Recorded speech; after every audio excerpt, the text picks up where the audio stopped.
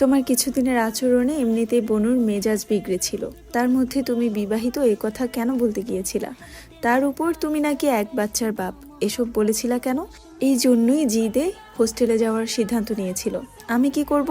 ওই দিন ফোনটা রেখে জাস্ট একটু রুমে গেছি আর আসছি, এর মধ্যে তোর বোন আমার ফোন চেক করে ফেলেছে, মালাকে পাঠানো মেসেজ দেখেছে। কতটুকু পড়তে পেরেছে জানি না, তাছাড়া ওয়ালপেপারে যে তোর বোনের সঙ্গে ছবি দেওয়া, ওই ছবি নিশ্চয়ই দেখেছে। কতটুকু কি দেখেছে তা বোঝার জন্যই বউ আর বাচ্চার কথা বলেছি।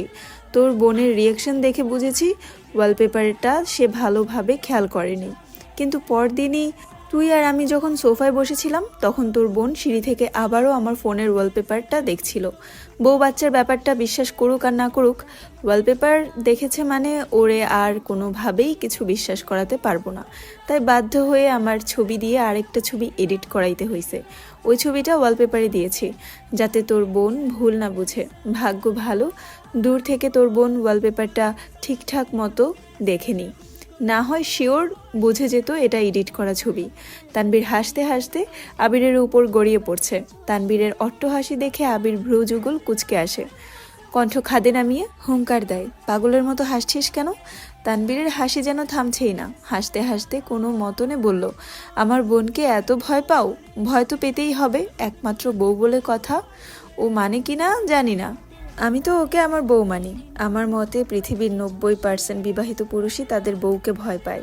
পৃথিবীর বুকে রাজ করা পুরুষটাও তার বউয়ের সামনে নাথিং। এর একটাই কারণ, বউয়ের প্রতি প্রবল ভালোবাসা। আর বাকি যে 10% পুরুষ আছে, তারা বউকে ভালোই বাসে না, পছন্দ তো একজনকেই করছি। দেখবি রাজনৈতিক ক্ষমতা দাপট তার সামনে কিছুই না। তানবীরের হাসি থেমে গেছে। সত্যিই তাই, বন্যার প্রতি যবে থেকে ইমোশন কাজ করে, তবে থেকে নিজেকে প্রতিনিয়ত পরিবর্তন করার চেষ্টা করছে তানবীর। কেন করছে সে নিজেও জানে না। দুদিন কেটে গেছে। মেঘ এই দুদিন ক্লাস যায়নি, কারোর সাথে যোগাযোগও করেনি। মিনহাজ কম করে হলেও 50 বার কল করেছে। সাদিয়া, মিষ্টি, তামিমও কল করেছে, কিন্তু মেঘ কারো ফোন ধরেনি। রাগ তার নিজের প্রতি, ওদের উস্কানিতেই নিজের গলে যাওয়া একদমই উচিত হয়নি। আজ ভার্সিটি এসেছে অনেকদিন পর, বন্যাও আজ ক্লাসে এসেছে। বন্যাকে দেখেই মেঘ জড়িয়ে ধরেছে। ক্লাস শেষ হতেই সকলে এক জায়গায় জড়ো হয়েছে। মিনহাজ বলল, কিরে এতগুলো কল দিলাম ধরিসনি কেন? তারপর মিষ্টি বলল, তোকে কতগুলো কল মেসেজ দিলাম, কোথায় নিখোঁজ হয়ে গিয়েছিলি? কোথাও না। কি? কিরে কি হয়েছে, কোনো সমস্যা? আমার জীবনটাই সমস্যায় ভরপুর। তারপর বন্যা বলে উঠল, কি হয়েছে বলতো? আমি ভেবেছিলাম হোস্টেলে সিট নিব, ওরা সবাই বলছিল হোস্টেলে আসলে ভালো হবে, তাই ফর্ম নিয়ে গিয়েছিলাম। ফর্ম পূরণ করে পরদিন আব্বু আর বড় আব্বুকে বলেছি। ওনারা কিছু বলার আগেই আবির ভাই ফর্ম ছিঁড়ে চিল্লাচিল্লি শুরু করেছেন, এমনকি আমার পা ভাঙার হুমকি পর্যন্ত দিয়েছেন। বড় আব্বু আবির ভাইকে ধমক দিয়েছে। ওই রাগে রুমে গিয়ে ড্রেসিং টেবিল ভেঙে হাত কেটে একাকার অবস্থা করে ফেলেছে। 3 দিন ধরে হাত ব্যথা আর জ্বরে ভুগছে। আজ দেখছি এই অবস্থাতেই অফিসে গেছে। মিষ্টি, সাদিয়া, মিনহাজ, তামিম, বন্যা সকলেই পূর্ণ মনোযোগ দিয়ে সবটা শুনল।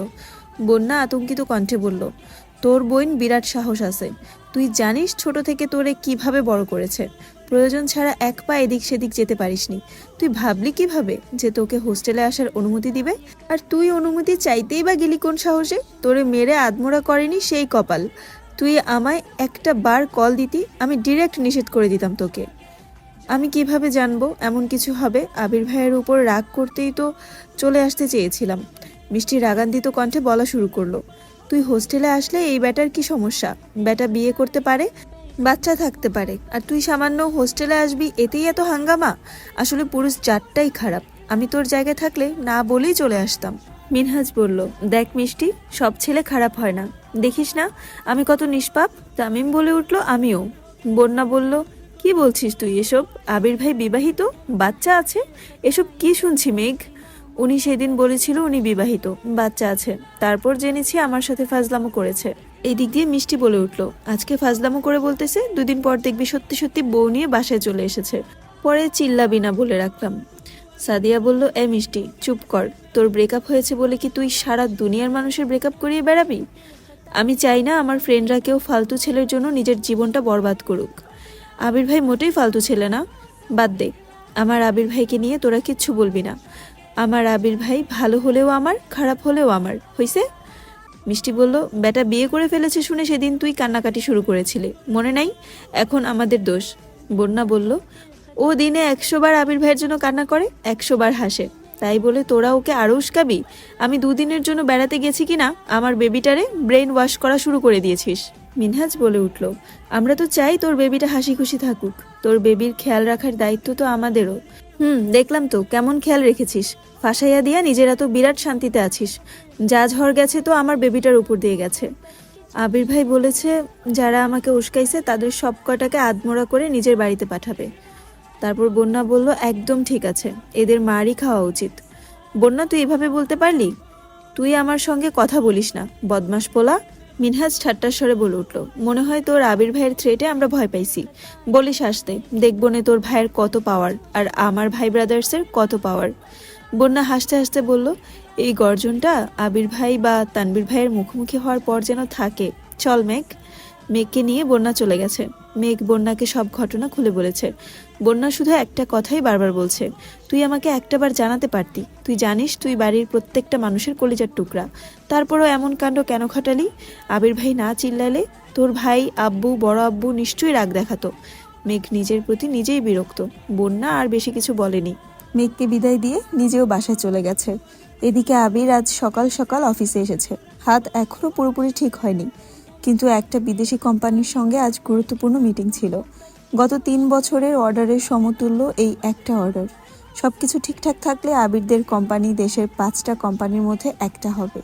তাই হাতের দুর্বল অবস্থা নিয়েও আবির অফিসে এসেছে। টানা 1.5 ঘন্টা মিটিং চলল। নিজের সর্বোচ্চ চেষ্টা করেছে।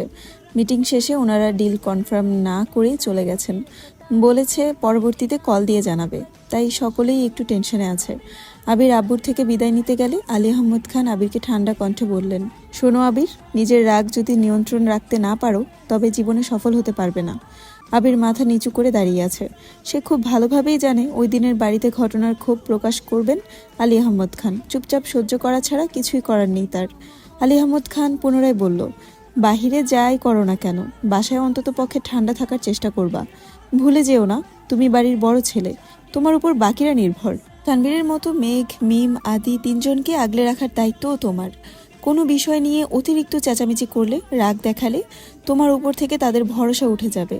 তোমার তাদের সাথে সফটলি মিশতে হবে, যাতে ওরা ভুল পথে পা বাড়ালেও তোমাকে তা জানাতে দ্বিধাবোধ না করে। তারপর তুমি বিষয়টা দেখবে, ঠিক মনে হলে ঠিক আর ভুল মনে হলে ভুল। ভাই বোনদের বুঝিয়ে সেটা থেকে সরিয়ে আনবে, কিন্তু চিৎকার করে রাগ দেখিয়ে ওদের সাথে কখনো দূরত্ব বাড়িও না। আমি যে ভুল করেছি, আমি চাই না একই ভুল তুমিও করো। আমার পরে খানবাড়িতে পুরো দায়িত্ব তোমার, তাই তোমাকে যেমন শক্ত তেমন কোমল হতে হবে। আর আশা করি বুঝতে পেরেছো, এখন যেতে পারো। হ্যালো, আসসালামু আলাইকুম এভরিওয়ান, আমি জান্নাত রহমান।